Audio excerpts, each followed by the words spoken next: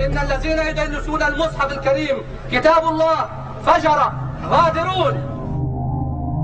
But hatred for the West is not limited to the Islamic world. Radical Islam has for years been spreading its ideology in the West. This jihad rally is taking place on the streets of London. The infiltration of radical Islam is so deep, it's shocking.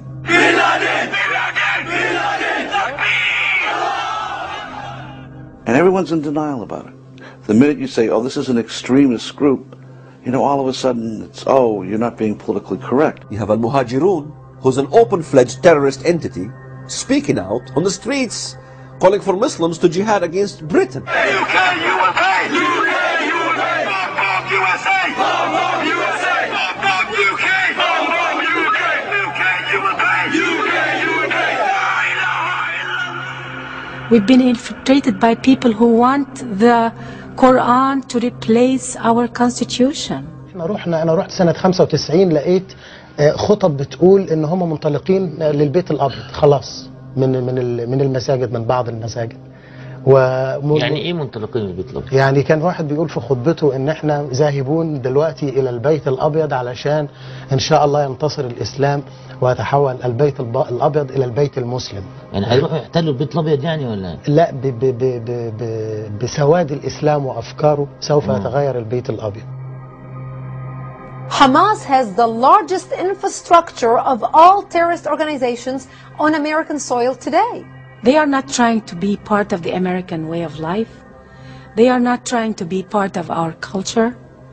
They are here with an agenda to make Islam the law of the land. Just to show where our loyalty belongs to. You see this flag here? It's going to go on the floor. And to us, our loyalty does not belong to this flag. Our loyalty belongs to Allah subhanahu wa ta'ala.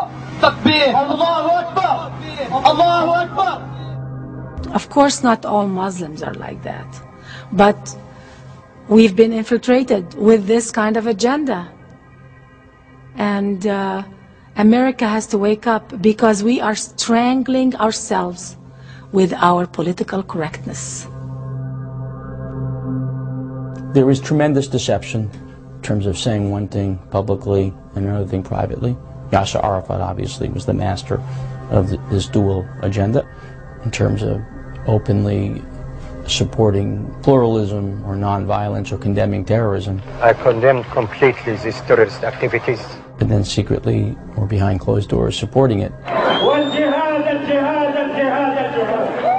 Sometimes you would find a Muslim who appears to be moderate. We were the first, as you may remember, post September the 11th, who said that the actions of flying planes full of innocent civilians into buildings is not legitimate. But in his deeds, he's not as moderate as he is.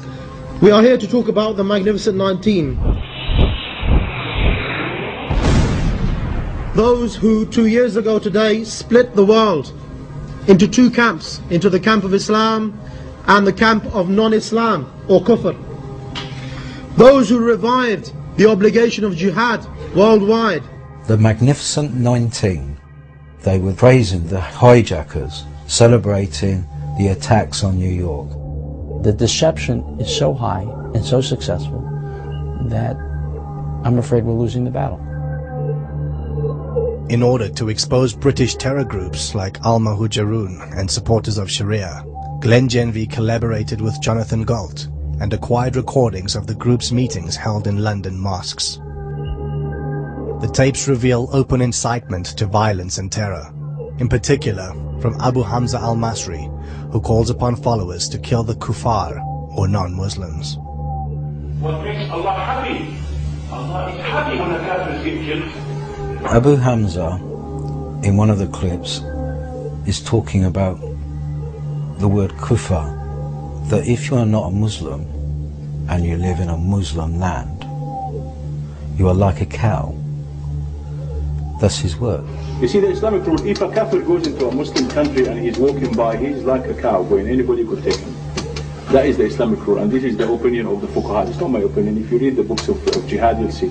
You can take him to market You can sell him. Kafir is walking by. He went inside. You catch him. What are you doing here? Then he's a boot. You can sell him the market. You can kill him. If Muslims cannot take them to the and sell them in the market, then you just kill them. It's okay.